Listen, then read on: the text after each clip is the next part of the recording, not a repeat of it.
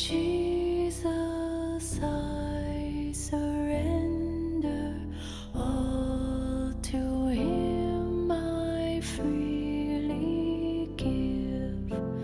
I will ever love and trust Him in His presence daily. The 25th of November, 1900.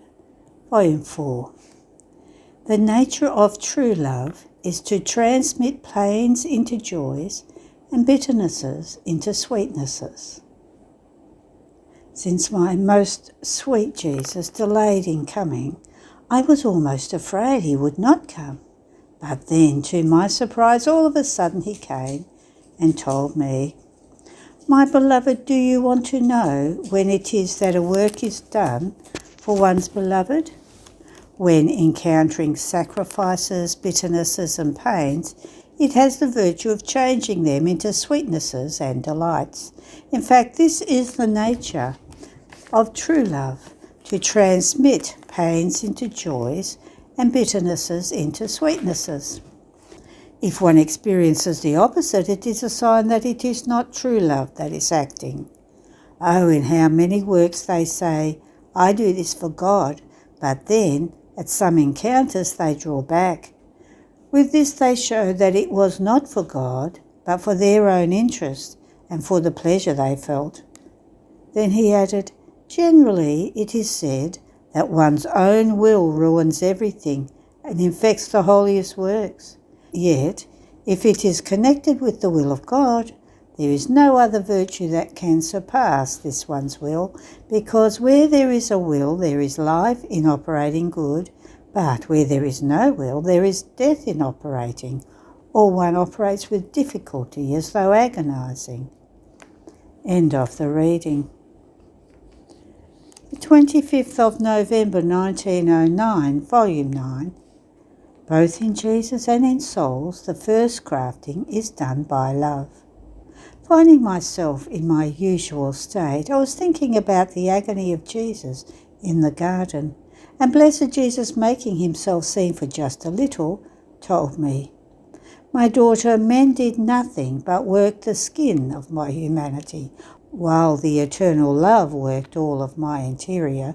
So in my agony, the eternal love, the immense love, the incalculable love, the hidden love, not men, opened large wounds in me, pierced me with flaming nails, crowned me with burning thorns, made me drink boiling gall. And my humanity, unable to contain so many different martyrdoms, at the same time poured out large streams of blood. It writhed. I reached the point of saying, 'Father, if it is possible, let this chalice pass from me. Yet not my will, but yours be done,' which he did not do in the rest of the Passion. Everything I suffered during the course of the Passion, I suffered altogether in the agony, but in a more intense, more painful, more intimate way, because love penetrated deep into the marrows of my bones and into the most intimate fibres of my heart, which creatures could never reach. But love reaches everything. There is nothing that can resist it. So my first executioner was love.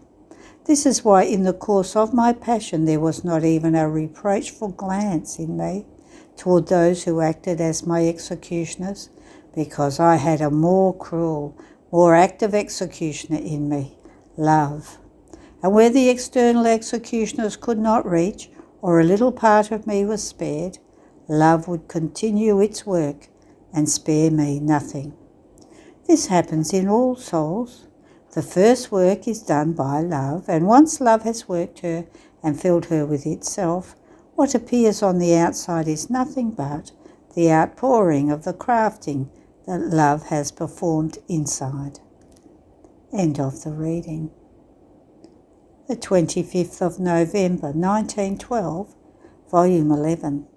Jesus makes Louisa content, making her suffer without moving her from his most holy will. There are two stairways to heaven, one of wood for those who take the path of virtue, and one of gold for those who live in the divine will. This morning my always adorable Jesus, though he came in the usual way, seemed to me as if he was just passing through. He was anxious to see me again and to be with me in the familiar way. In seeing him so good, so sweet and benign, I forgot all about my troubles, my privations, and seeing him with a big, thick crown of thorns, I told him, "Sweet love and my life, show me if you still love me. Remove this crown from around your head and place it on mine with your own hands." Soon adorable Jesus removed it and pressed it on my head with his own hands. Oh, how happy I felt with the thorns of Jesus. Sharp, yes, but sweet. He looked at me with loving tenderness, and feeling so tenderly observed, I bravely added, "Jesus, my heart, the thorns are not enough for me. To be certain that you love me as before, don't you also have the nails with which to nail me? Hurry, O Jesus, don't keep me in doubt, for the only doubt of not being always loved by you gives me continuous death. Pierce me." And he, "Dear daughter, I cannot find the nails, but in order to make you content, I will pierce you with a piece of iron." So he took my hands and ripped them open very far, and then my feet. I suffered, yes. I felt as if I was swimming in a sea of pain, but also of love and sweetness. It seemed that Jesus could not remove his tender and loving gaze from me, arranging me and covering me completely with his royal mantle. He told me, "My sweet daughter, cease now any doubt about my love for you. Even more, in order to give you courage, I tell you that no matter your state, or whether you see me concerned or flashing by or silent, remember that one single renewal of my thorns or nails to you will be enough to place us again in our loving closeness and intimacy more than before. Therefore be content, and I will continue with the scourges of the world."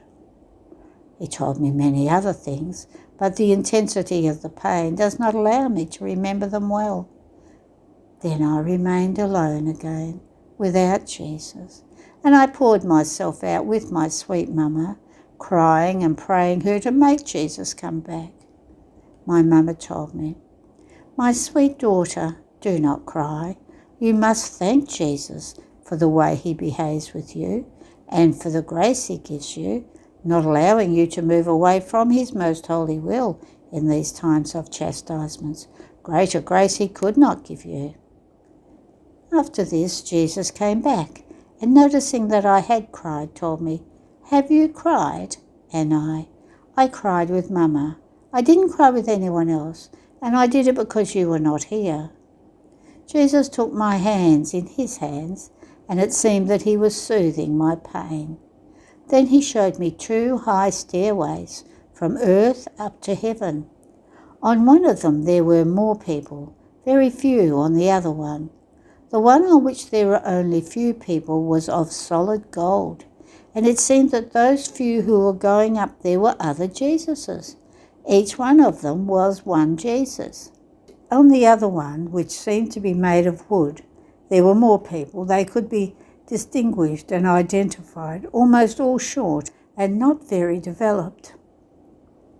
Jesus told me, "My daughter, those who lived their lives in my life ascend on the golden stairs. I can say that they are my feet, my hands, my heart, the whole of myself. Just as you can see that they are another me, they are everything to me, and I am their life. Their actions are all of gold and of incalculable price, because they are divine. Nobody will ever be able to reach their height, because they are my very life, almost without anyone knowing them, because they are hidden within me. Only in heaven will they be perfectly shown. On the wooden stairs there are more souls. These are the souls who walk along the way of the virtues, but not in union with my life and with the continuous connection of my will. Their actions are of wood, since only the union with me forms golden actions. Therefore their price is minimal. These souls are short, almost scrawny, because many human purposes are mixed in with their good actions, and human purposes do not produce growth. They are known to everybody because they are not hidden within me, but within themselves. Therefore nobody covers them. They will not cause any surprise for heaven, since they were known also on earth. Therefore, my daughter, I want you completely in my life, with nothing in yours, and I entrust to you the ones you know and see, that they may keep themselves strong and constant on the stairway of my life. He pointed to me someone whom I know, and disappeared. May all be for his glory. End of the reading. The 25th of November 1934, Volume 33. To live in the divine will is like one would live between father and child. Her acts are visits to the celestial Father. Divine abyss in which one who lives in the divine will is placed. I am always returning into the celestial inheritance of the divine fiat. Every act that I do, it seems to me that I return into the arms of my celestial Father. But in order to do what? In order to receive one glance, one kiss, one caress, one little word of love, one additional knowledge about his supreme being, in order to be able to love him even more. And not only in order to receive, but also in order to give him the exchange of his paternal tenderness to him. In the divine volition, nothing other is done than God develops his paternity with a tender and indiscernible love, as if he were awaiting the creature in order to rock her in his arms, so as to tell her, "Know that I am your father and you are my daughter. Oh, how I love the crown of my children around me. With them around me I feel happier. I feel myself father. And there is no greater contentment than possessing a numerous offspring who attest love, relationship to their father. And the creature, by entering into the divine volition, does nothing other than act as daughter to her father. Instead, outside of the divine volition, the rights of paternity and of relationship cease. But while my mind was lost in the crowd of so many thoughts about the divine fiat, Sovereign Celestial Jesus, my dear life, surprising me with a love more than paternal, in the act of taking me in his arms, told my daughter, if you only knew what are my anxieties, my yearnings, and how I wait and wait again to see you return into my will, you would be more attentive to returning there more often. My love arrives at rendering me restless when it does not see you jump into my arms, in order to give you my love, my paternal tendernesses, and to receive yours. But do you know when you jump into my arms? When, seeing yourself tiny, you want to love me, and you do not know how to love me. You tell me, and I love you, and your I love you forms the jump in order to throw yourself into my arms. And since you see that your I love you is little, daring, you take my love and you tell me a great I love you. And I enjoy that my daughter loves me with my love, and I delight myself so much as to exchange my acts with those of the creature. After all, in my will, it is not to strangers that I give, that I must use the weight, the measure, but I give to my children. Therefore I let them take what they want. In fact, every time I remind you to make your acts, your prayer, your sufferings, your I love you, your labour flow in my will, they are little visits that you make to your Father in order to ask for something, and he in order to tell you, tell me, what do you want? And be certain that you will always obtain other gifts and favours. Jesus was silent, and I felt the extreme need of resting in his arms in order to reassure myself from his so many privations. But to my surprise, I saw sweet Jesus with a brush in his hand, and with an admirable mastery he vividly painted in my soul the acts of the divine will done in creation and redemption, and then taking up the word he added, My will contains everything inside and outside of itself, and where it reigns, it does not know how to be, nor can it be, without the life of its acts, because its acts can be called the arms, the step, the word of my will. So, for my will to be in the creature without its works, it would be like a broken life, that which cannot be. Therefore I do nothing other than paint its works, so that where there is life, its works are concentrated. See therefore in what divine abyss the creature who possesses my will finds herself. Inside of herself she feels its life with all its works concentrated in her littleness, for as much as it is possible for a creature. Outside of herself she feels its interminability, of which the limits are not seen. Such as possessing the communicative strength, she feels herself as under a copious rain that rains its works, its love, the multiplicity of its divine goods over her. My divine will encloses everything, and it wants to give everything to the creature. It wants to be able to say, I have denied her nothing. I have given everything to the one who lives in my will. End of the reading. There are no more readings today. Have a blessed day.